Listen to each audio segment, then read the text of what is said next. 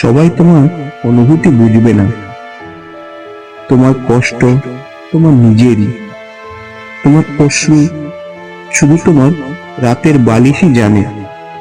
মানুষ শুধু বোঝার ভান করতে পারে, কিন্তু তারা কখনো সত্যিকারে তোমার ব্যথাকে অনুভব করতে পারবে না। তাই নিজের কষ্টকে নিজের শক্তিতে বদলে ফেলাই সাফল্যের একমাত্র উপায়।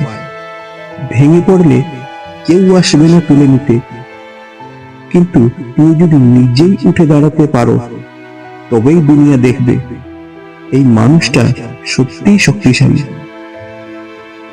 জীবন কাউকে প্রাধান্য দেয় না। কেউ বড় লোকের সন্তান, কেউ আবার গরিবের।